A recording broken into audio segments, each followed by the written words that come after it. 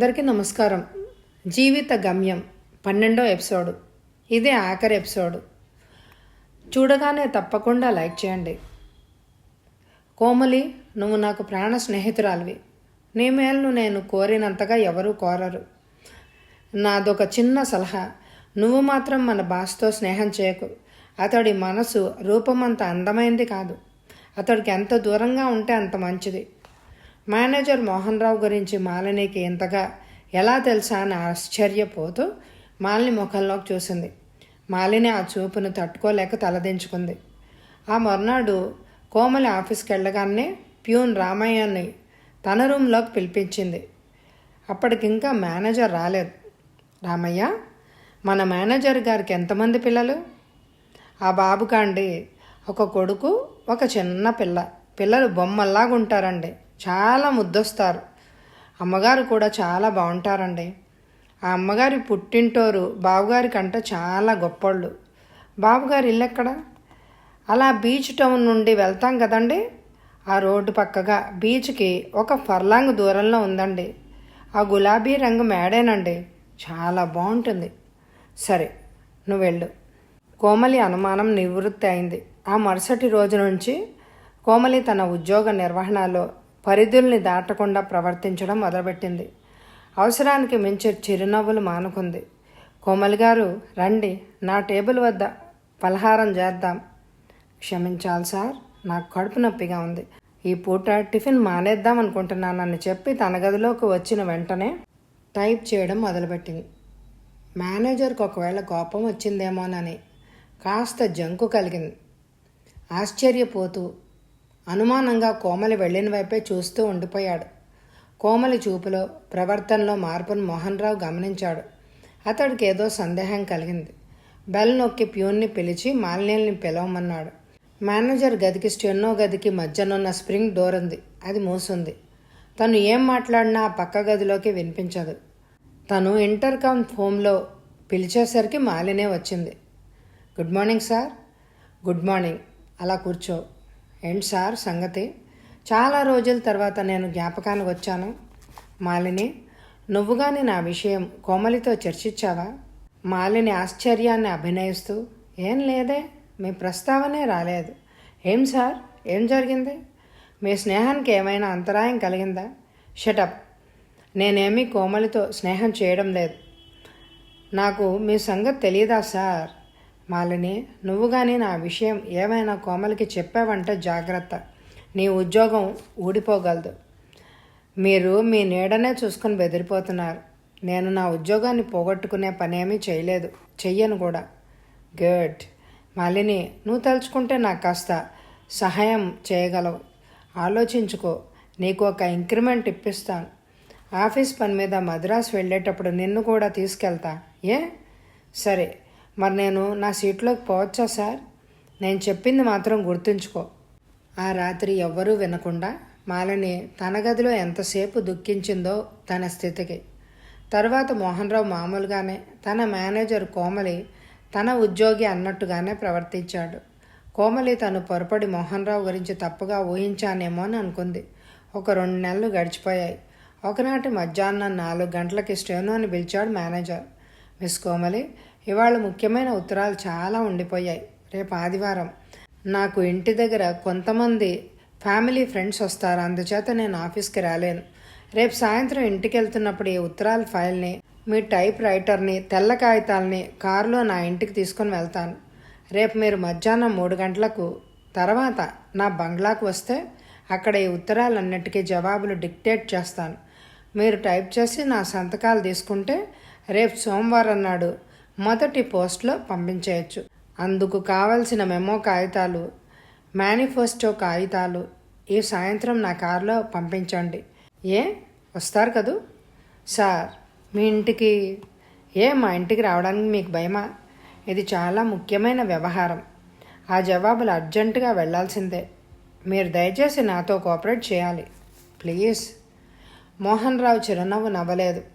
గంభీరంగా మేనేజర్ మాట్లాడినట్టుగానే మాట్లాడాడు. కాదంటే కోపం తెచ్చుకొని ఘర్షణ పడేటట్టున్నాడు.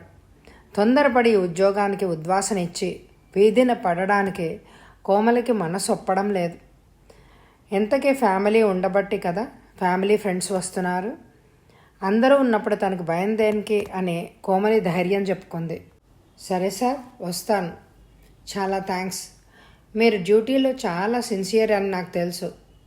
మీరు మీ రిక్షా ఖర్చులకు మీ ఇంప్రెస్డ్ డబ్బాలో వాడండి. అలాగే సార్.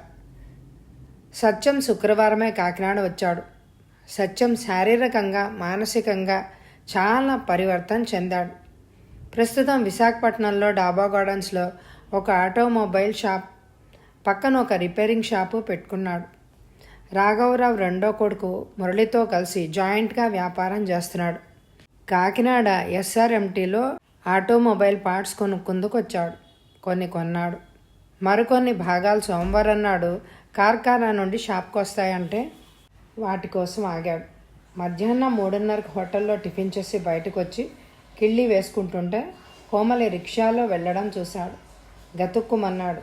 కోమలి కదూ ఆ వెళ్ళేది? అయితే ఈ ఊర్లో ఏం చేస్తున్నట్టు? ఎంత ఆరోగ్యంగా అందంగా ఉంది అని ఆశ్చర్యం నుంచి తేరుకునేసరికి కోమలి రిక్షా దూరంగా పోయింది. తను కూడా రిక్షాలో వెంటబడదామని రిక్షా కోసం చూశాడు. కొన్ని నిమిషాల తర్వాత ఒక రిక్షా దొరికింది. వెంటనే ఆ రిక్షా ఎక్కి అదిగో దూరంగా పోతుందే ఆ రిక్షా, దాన్ని వెంబడించు. ఎక్కడికి వెళ్ళాలో నాకు తెలియదు, కానీ ఆ రిక్షా ఎక్కడికి వెళ్తే అక్కడికి నువ్వు పోవాలి. నీ కష్టమేమీ నేను ఉంచుకోనులే. ఆ మాట అన్నారు చాలు, ఇక చూసుకోండి, విమానంలా లాగించేస్తాను. ముందు రిక్షా కూడా తొందరగానే పోతోంది. బహుశా ఆ ముందు రిక్షా వాడు కుర్రాడా ఉంటాడు. సత్యం ఎక్కిన రిక్షా పాతది, అంత తొందరగా పోవడం లేదు. కానీ ముందు పోతున్న ఆ రిక్షా, అందులో కూర్చున్న కోమలి తల, గులాబీ రంగు చీర పమిట కనిపిస్తున్నాయి. కోమలి అలా బీచ్ వైపు మధ్యాహ్నం వెళ్తోంది. ఎందుకని? సత్యానికి బోధపడలేదు. మనసులో ఏదో సందేహం పీకుతోంది. సముద్రానికి ఒక ఫర్లాంగు దూరంలో బీచ్కు పోయే రోడ్డుకు కాస్త దూరంలో గులాబీ రంగు మేడ ఒకటి ఉంది. ఇంటి చుట్టూ పూల మొక్కలు, చిన్న కాంపౌండ్ గోడ, దగ్గరలో మరే ఇళ్ళు లేవు. అలాంటి ప్రదేశంలో ఉన్న ఆ ఇంటిని చూడగానే కోమలికి కాస్త భయం కలిగింది. కానీ మోహన్ రావు కుటుంబంతో ఉన్నాడు. భయం ఏమిటిలే అనుకుంది.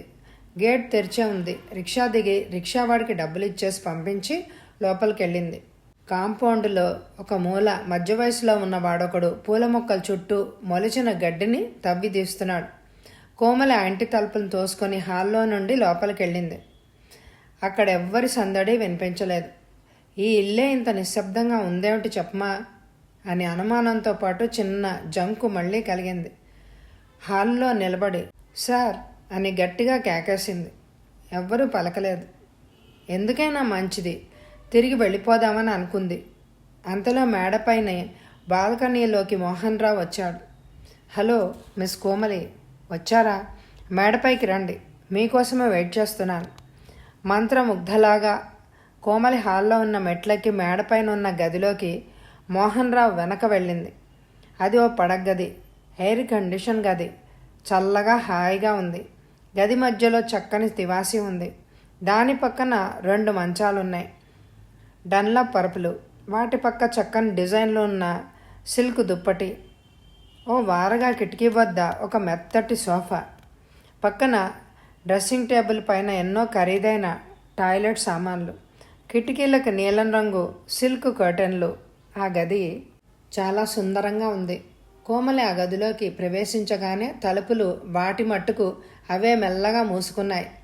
మోహన్ రావు గదిలో సోఫా దగ్గర నిల్చుని సిగరెట్ కాలుస్తున్నాడు. టేబుల్ పైన సగం తాగి ఉంచిన బ్రాందీ గ్లాస్ ఉంది. ఏంటి సార్, మీ భార్య ఏరి? మీ ఫ్యామిలీ ఫ్రెండ్స్ ఏమయ్యారు? మీ నౌకరీ వాళ్ళేరి? వాళ్ళందరి గొడవ ఎందుకు? సార్, ఉత్తరాలు ఏవి? టైప్ మిషన్ ఏది? ఈ గదిలో నేను ఉండడం భావ్యం కాదు. నేను కింద హాల్లోనికి పోతాను అని వెనుతిరిగింది. వెంటనే హనుమంతరావు తలుపు దగ్గరగా వచ్చి, ఆగు కోమలి, తొందరపడకు, ఒక్కసారి నా మాట విను. నిన్ను నేను ఎంతగానో ప్రేమిస్తున్నాను. ఏం, మీ భార్యను మీరు ప్రేమించడం లేదా? లేదు, అందుకే నువ్వు నాకు కావాలి. అంటే మీరు మీ భార్యకు విడాకులు ఇస్తారా? నన్ను పెళ్లి చేసుకుంటారా? డోంట్ బీ సిల్లీ, నాకు పిల్లలున్నారు. అందుకే అది సంభవం కాదు. మనం ప్రేమికులుగా ఉందాం. అంటే నన్ను ఉంపుడు గత్తగా ఉంచుకుంటారా? అంత పాడు మాట అనకు. నేను నిన్ను నా హృదయంపై ఉంచుకుంటాను. నీకు కావలసినంత జీతం ఇస్తాను. నీకు కావలసిన నగలు చీరలు కొనిస్తాను. నా మాట విను, నా కోరిక తీర్చు అని కోమలి వైపుకు 2 అడుగులు వేశాడు. కోమలి కోపంతో అసహ్యంతో ఊగిపోతోంది. ఆగండి, ముందుకు రావద్దు. ఇది మీ నిజస్వరూపం అనుకుంటున్నాను. ఎందుకే నా అప్లికేషన్స్తో పాటు ఫోటోలు కూడా పంపమన్నారు? సిగ్గులేదు? ఒంటరిగా ఉన్న ఆడపిల్లను మీ ఇంటికి మోసం చేసి రప్పించి ఇలా ప్రవర్తిస్తున్నారు. ఇలా ఎంతమంది కన్యలను ఇంతకుముందు మోసం చేశారో చెప్పండి. దారికి అడ్డం తొలగండి. నేను ఇంటికి వెళ్ళిపోవాలి. ఎలా పోతావో నేను చూస్తాను. నువ్వు అరిచి మొత్తుకున్నా నిన్ను రక్షించే నాథుడెవ్వడూ లేడు ఈ నిర్జన ప్రదేశంలో అని ఒక్క ఉదుటిన వచ్చి కోమలిని గాఢంగా కౌగిలించుకున్నాడు. గుప్పుమని బ్రాందీ వాసన కోమలి ముఖాన్ని తాకింది. భయంతో వణికిపోయింది. నన్ను వదులు నీచుడా. నోర్మి, ఇంకా పేలావంటే పీక నులిమేస్తాను, జాగ్రత్త. నేను ఉద్యోగంలోంచి తీసేసి వీధి పాలు చేస్తాను, జాగ్రత్త. నా మాట విన్న నా కోరిక తీర్చావంటే నిన్ను అందరం ఎక్కిస్తాను. నీ వెధవ ఉద్యోగం ఎవరికి కావాలి? నీలాంటి కాముకుడి దగ్గర పనిచేసే కన్నా వీధిలో ముష్టెత్తుకోవడం ఇంకా గౌరవంగా ఉంటుంది అని మాట్లాడుతూనే అతడి కబంధ హస్తాల నుండి తప్పించుకుందుకు ప్రయత్నిస్తోంది. పెనుగులాడుతూనే ఉంది. కానీ మోహన్ రావు బలిష్టి. ఆమెను మెల్లగా మంచం వైపుకి నడిపిస్తున్నాడు, కౌగిలిని సడలించకుండానే. కోమలికి భయం ఎక్కువైపోయింది. కళ్ళు చీకట్లు కమ్ముతున్నాయి. కోమలిని మంచం మీదకు తోసేశాడు. సత్యం గేటు దగ్గర రిక్షా దిగి లోపలికెళ్ళాడు. తోటమాలి సత్యాన్ని చూడలేదు. వాడు మరో మూల పనిచేస్తున్నాడు. సత్యం ఇంటి గుమ్మం ఎక్కి చేరవేసున్న తలుపుల్ని దోసుకొని హాల్లోకి వచ్చాడు. సత్యం బుర్రలో ఎన్నో సందేహాలు. ఇంట్లో కోమలి ఏం చేస్తున్నట్టు? ఇల్లు నిశ్శబ్దంగా ఉంది.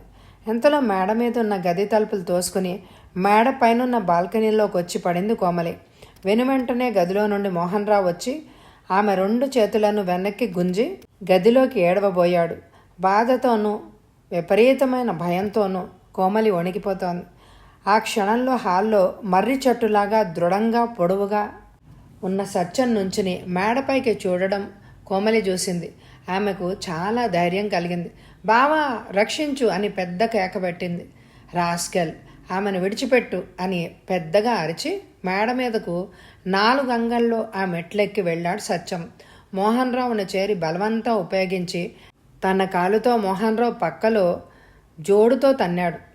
ఆ దెబ్బకు మోహన్ రావు కోమల్ని వదిలేసి తుళ్ళిపడి పొట్టం చేత్తో పట్టుకొని గోడ దగ్గర పడ్డాడు. కోమలికి ఇంకా భయం పూర్తిగా పోలేదు. తొందరగా హాల్లోకి దిగిపోదామన్న జాసతో పరిగెత్తి మెట్లు దిగిపోయింది.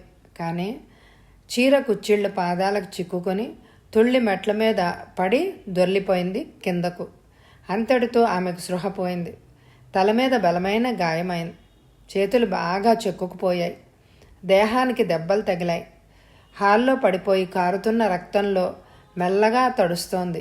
మోహన్ రావు, సత్యం ఈ విపరీతమైన పరిమాణాన్ని చూసి నిర్వీణులయ్యారు. సత్యం కోపోద్రేకంతో, రాస్కెల్, ఎంత పని చేసావురా, నిన్ను చంపుతానుండు అని మోహన్ రావుపై ఉరకబోయాడు.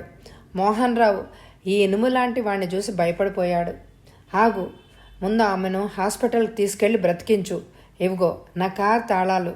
నీకు డ్రైవింగ్ వచ్చా? వచ్చు అని తాళాలు అందుకుని కిందకి పరిగెత్తాడు. గ్యారేజీలో ఉన్న కారును తెచ్చి గుమ్మం ముందు పెట్టాడు. హాల్లోకి వచ్చి మోహన్ రావు అందించిన గుడ్డ ఆమె తలకు కట్టి 2 చేతులతో పసిబిడ్డని ఎత్తినట్టు ఎత్తాడు. ఇంతకీ మీరెవరు అని మోహన్ రావు ప్రశ్నించాడు. నేను ఆమెకు మేనమామ కొడుకుని. నువ్వు నా వెంట రావద్దు. నేనెప్పుడు ఆవేశం పట్టలేక నిన్ను చంపేస్తానో నాకే తెలియదు. నీ కారును నేను హాస్పిటల్ ఆవరణలో వదిలేస్తాను. తర్వాత వచ్చి తీసుకుపో.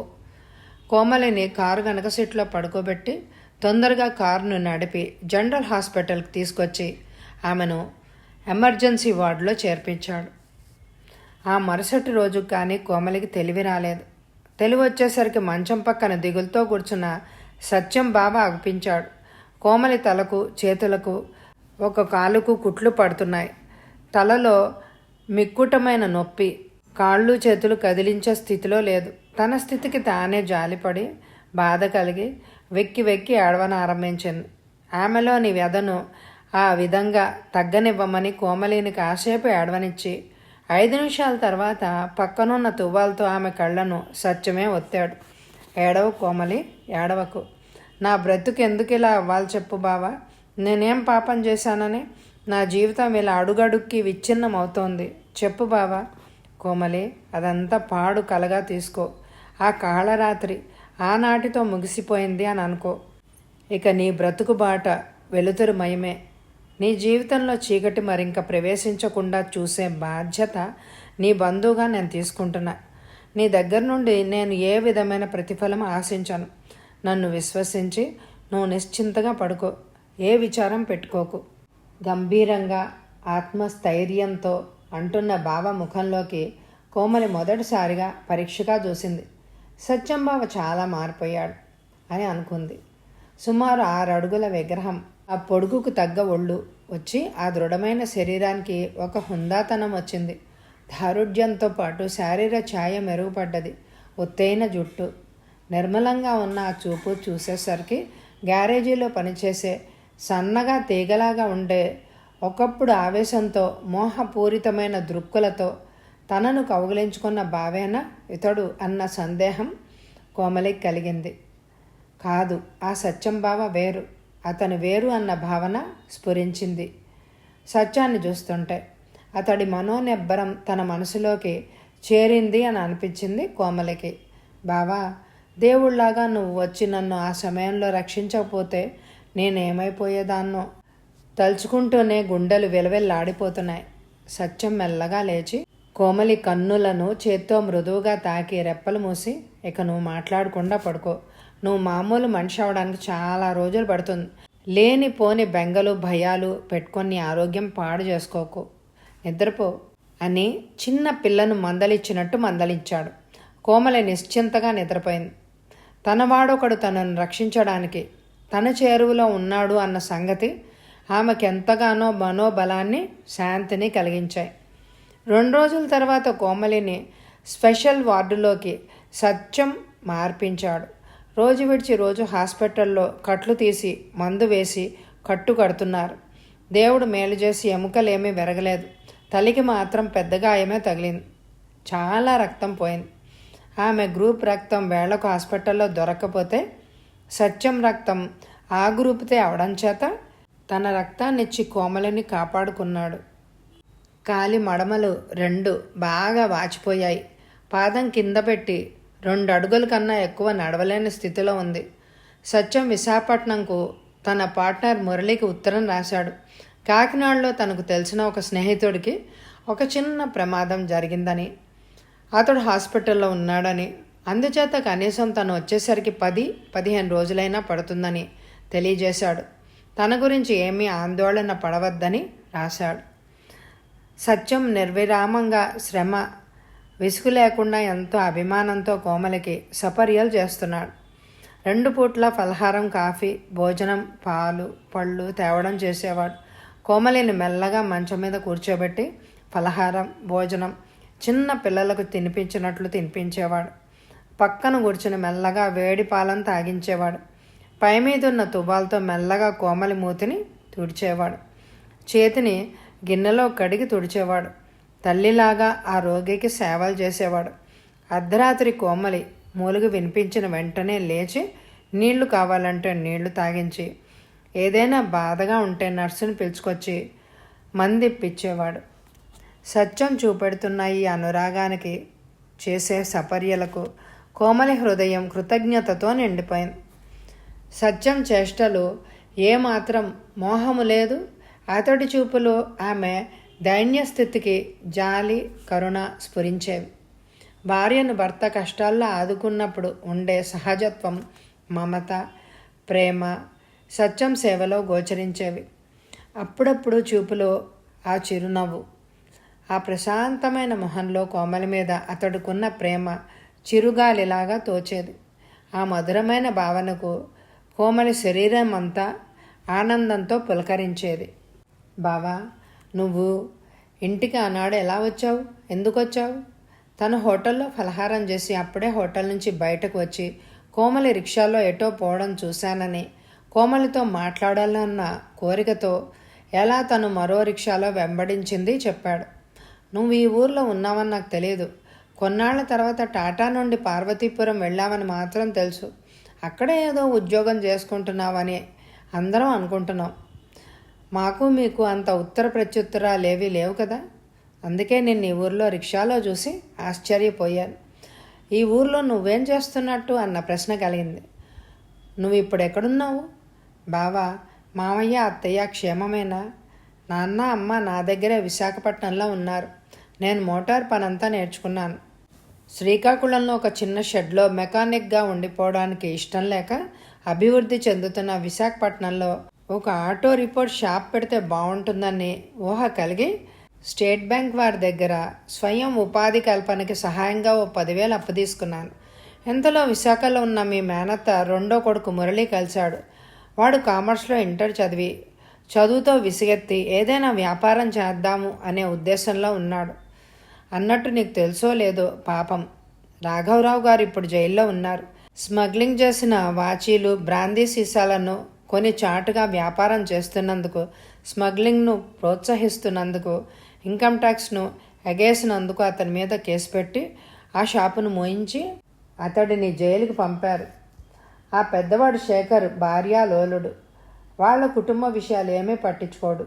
మీ మేనత్త చాలా అమాయకురాలు. అందుచేత ఆ కుటుంబ భారమంతా మురళి తన మీద వేసుకున్నాడు. మురళి చాలా బుద్ధిమంతుడు. మేమిద్దరం కలిసి డాబా గార్డెన్లో ఒక రిపేర్ షాప్ పెట్టాం. అందులో కార్లను, స్కూటర్లను మరమ్మత్తు చేస్తాం. దానికి అనుబంధంగా వాటికి కావలసిన భాగాలను అమ్మే ఒక దుకాణాన్ని ఆ షాప్ పక్కనే ఈ మధ్య తెరిచాం. 4 పని కుర్రాళ్ళని పెట్టుకున్నాం. మురళి సామాన్లు అమ్మే షాప్ చూసుకుంటాడు, నేను రిపేర్ షాప్ చూసుకుంటాను. మురళికి కూడా ఈ ఆటో పనిలో శిక్షణ ఇస్తున్నాను. 2 మెకానికులు ఉంటే కానీ పని నడవదని. ఇలా 3 ఏళ్ల నుంచి వ్యాపారం చేస్తున్నాం. ఈసరికే బ్యాంకు అప్పు 4,000 చెల్లించేశాను. మురళి కూడా తన వంతు ఓ 8,000 పెట్టుబడి పెట్టాడు. కోమలి, ఈ సత్యమంటే ఏమనుకుంటున్నావు? నేను మునుపట్లాగా ఒకటి కింద పనిచేసే చిన్న మెకానిక్ కుర్రాన్ని కాదు. ఇప్పుడు నేనే యజమానిని, వ్యాపారస్తుణ్ణి, ఆటోమొబైల్ ఇంజనీర్ని కూడా అని గర్వంగా చెప్తుంటే కోమలికి సంతోషంతో పాటు నవ్వొచ్చింది. మళ్ళీ హాయిగా నవ్వగలిగింది. ఎక్కువగా నవ్వకు, తల కదులుతుంది, మళ్ళీ బాధని ఏడుస్తావు. ఇంతకీ నువ్వు ఎందుకు వచ్చింది అని మెల్లగా మందలించాడు సత్యం. ఏం లేదు బావా, నేను ఒక పెద్ద వ్యాపారస్తుణ్ణి, ఇంజనీర్ని అని చెప్తుంటే నాకు ఆనందం కలిగి నవ్వాను, అంతే. మరేం లేదు బావా, నాకు ఇక్కడ ఎలాగో ఉద్యోగం ఊడింది. నీ షాప్లో ఏదైనా చిన్న ఉద్యోగం ఏదైనా ఉంటే సరే ఇవ్వు, చేస్తాను అంది. సత్యం ఒక నిమిషం ఆలోచించాడు. సరే, ఓ పని చేద్దాం. ఆ విడి భాగాలు అమ్మే షాపుకి సంబంధించిన వ్యవహారాలు నువ్వు చూసుకుంటూ ఉండు. నేను మురళి నీకు సహాయం చేస్తామనుకో. మేము అడిగే భాగాలు, సామాన్కు ఆర్డర్ వేయడం, తెప్పించడం, ఆ ఉత్తరాలు, ఆ అకౌంట్లు అన్నీ నువ్వు చూసుకో. జీతం తర్వాత నిర్ణయిద్దాం. ఏ, నీకు ఇష్టమేనా? నాకంతకన్నా మరేం కావాలి బావా, తప్పకుండా ఉద్యోగం చేస్తా. అలా అయితే హాస్పిటల్ నుండి విడుదలైన తర్వాత నువ్వు ఎప్పుడు రమ్మంటే అప్పుడు విశాఖ వస్తాను. అదేం కుదరదు, నేను నీ ఊర్లో వదిలి నేను పోను. నీకు ఆరోగ్యం చేకూరగానే నిన్ను నాతో తీసుకెళ్ళి మీ మావయ్యకు, అత్తయ్యకు నేను అప్పచెప్తా. వాళ్ళ సంరక్షణలో నువ్వు ఉండడమే మంచిది. ఏమంటావు? చాలా థ్యాంక్స్ బాబా. కోమలి హృదయం ఆనందంతో పొంగిపోయింది. ఆ రోజు కోమలి ప్రేమగా సత్యం చేతిని తీసుకుని ఆ చేతిని అలా తన చేతిలో పట్టుకొని హృదయం మీద ఉంచుకొని ప్రశాంతంగా నిద్రపోయింది. సత్యం హృదయంలో ఏదో ఆశ చిగురించింది. కోమలి మొహంలోకి అనురాగంతో చూస్తూ కూర్చుండిపోయాడు. మాలిని రాకను సత్యం గమనించినట్లు లేదు. ఆమె తను తెచ్చిన యాపిల్ పళ్లను టేబుల్ మీద పెడుతున్నప్పుడు కలిగిన చిన్న చప్పుడుకు ఇటు తిరిగి గతుక్కుమని కలలోంచి మేల్కొని తన చేతిని తీసేసుకున్నాడు మెల్లగా. కానీ కోమలికి తెలివి వచ్చి చూసింది. ఎదురుగా బెంగతో నిల్చున్న మాలిని. అప్పుడు మధ్యాహ్నం 3 గంటలైంది. సత్యం లేచి గది బయట ఉన్న వరండాలోకి పోయాడు. మాలినిని చూడగానే కోమలికి దుఃఖం మరి ఆగలేదు. మాలిని కళ్ళు ఆసరికే వర్షిస్తున్నాయి. కోమలి, నిన్నీ స్థితిలో చూస్తానని అనుకోలేదు. ఏం జరిగింది? మాలిని నిజం చెప్పడమా వద్దా అన్న సందేహంలో పడ్డది. కోమలి ఒకవేళ నిజం చెప్తే మాలిని ఆవేశంతో మోహన్ రావు దుశ్చర్య అంతా చెప్పి మోహన్ రావును కూడా దులిపేస్తే అతడు కోపం తెచ్చుకొని మాలిని ఉద్యోగం ఊడబెరిగితే మరే ఆధారం లేని మాలిని మీద ఆధారపడ్డ తల్లి, తమ్ముడు, చెల్లి ఏమైపోతారో అన్న భయం కలిగింది కోమలికి. అందుకే మాలిని శ్రేయస్సు దృష్ట్యా నిజం చెప్పకపోవడమే మంచిదనుకుంది. ఏమీ లేదే, ఆదివారం నాడు విశాఖపట్నం నుండి మా మేనబావ సత్యం వచ్చాడు. మధ్యాహ్నం నేను మా బావ మెయిన్ రోడ్లో వస్తుంటే తాగుబోతు వెధవ ఒక డ్రైవర్ వచ్చి కారును నాకు గుద్దించేశాడు. ఆ యాక్సిడెంట్ వల్ల ఇలా హాస్పిటల్లో వచ్చి పడ్డాను. అంత పని జరిగిందే, ఊహించుకుంటేనే నా గుండెలు అదిరిపోతున్నాయి. మాలిని, నేను ఇక్కడున్నానని నీకు ఎలా తెలిసింది? నేను మీ ఇంటికి సోమవారం నాడు వెళ్ళాను. నువ్వెంతకీ ఆఫీస్కి పోవడానికి రాకపోతే నువ్వు ఆదివారం నుంచి ఇంట్లో లేవని పక్కవాట లలితమ్మ గారు చెప్పారు. ఆఫీస్కి వెళ్ళాను. ఆ రోజంతా నువ్వు రాలేదు. హెడ్ క్లర్క్ జగన్నాథం గారిని అడిగితే తనకేమీ తెలియదని, తన వద్దకు సెలవు చీట్టు ఏమీ రాలేదు అని చెప్పారు. నాకు చెప్పకుండా నువ్వెక్కడికి పోవని, ఏ ప్రమాదం జరిగిందోనని భయపడుతున్నానని చెప్పాను. జగన్నాథం గారు మేనేజర్ గారిని అడుగొస్తానని అతని వద్దకు వెళ్ళారు. మేనేజర్ చెప్పింది ఏమిటంటే, నువ్వు ఆదివారం మీ బావ రావడంతో నీ ఉద్యోగానికి రాజీనామా చేసినట్టు తనకు ఉత్తరం పంపావని, అందుకే ఇక మీదట నువ్వు మరి ఆఫీస్కి రావని చెప్పాడు. ఆ జవాబుతో ఆఫీసులో అందరూ బహుశా నీకు పెళ్ళని, అందుకే హఠాత్తుగా ఉద్యోగం వదిలేసి వెళ్ళిపోయావని అనుకున్నారు. అలా అనుకోవడం ఒకందుకు మంచిదేలే, కానీ నేను మాత్రం తృప్తి చెందలేకపోయాను. కానీ ఊహించుకున్నాను, నిన్నెవరో మాట మీద ఎవరికో యాక్సిడెంట్ గురించి మాట్లాడుతుంటే నాకు ఒక ఆలోచన హాస్పిటల్కి వార్డులకి ఫోన్ చేశాను. కోమలి అనే అమ్మాయి సోమవారం కానీ హాస్పిటల్లో చేరిందా అని అడిగాను. వాళ్ళు నిజం చెప్పారు. ఈ స్పెషల్ రూమ్లో ఉన్నాము అని చెప్పారు. నేను వెంటనే సెలవు పెట్టేసి వచ్చేసాను. నా మనసులో ఏదో భయం ఉండబట్టి విషయం ఆఫీస్లో ఎవ్వరికీ చెప్పలేదు. మంచి పని చేశారు. నాదో ప్రార్థన, దయచేసి నా సంగతి వాళ్ళకి చెప్పకు. వాళ్ళందరూ హాస్పిటల్ చుట్టూ చేరి నాకు సానుభూతి తెలపడం నేను భరించలేను. అందుకే నేను మా బావతో వెళ్ళిపోయానని, అక్కడ నాకు పెళ్ళి అతడితో త్వరలోనే జరగబోతోందని చెప్పు. ఏమిటో ఈ సంగతి, అతడేనా మీ మేనబావ? Lucky girl. అతన్ని చూడగానే నేను సినిమా హీరో అనుకున్నాను. పోవే, నీ మాటలన్నీ అలాగే ఉంటాయి. ఏ అమ్మాయి, నీకు నచ్చపోతే చెప్పే, నేను హీరోని తీసిపోయి పెళ్ళాడేస్తాను. ఇది మరీ బాగుంది, నా హీరోని నీకివ్వమనే బామ్మ అంది. ఇద్దరూ హాయిగా నవ్వుకున్నారు. ఆ తర్వాత కొద్ది రోజుల్లో కోమలికి తగ్గిపోయింది. వాళ్ళ బావ చెప్పినట్టుగానే అతనితో పాటు వాళ్ళ ఊరు వెళ్ళిపోయింది. వాళ్ళ అత్తయ్య మావయ్య ఎంతో ఆదరణగా చూశారు. ఆ తర్వాత సత్యం వాళ్ళ ఆటోమొబైల్ షాప్లో పని చేయడాన్ని మొదలుపెట్టింది. తర్వాత వాళ్ళ మేనమామ కోమలిని, సత్యాన్ని అడిగి వాళ్ళిద్దరికీ మంచి ముహూర్తం చూసి వివాహం చేశాడు. కోమలి జీవితం సుఖాంతంగా ముగిసింది. కథ సమాప్తం. ఈ నవల మీకు అందరికీ నచ్చిందండి? తప్పకుండా లైక్ చేయండి. మరొక కొత్త నవలతో మళ్ళీ మేము ముందుకు వస్తాను. Thank you very much my dear friends.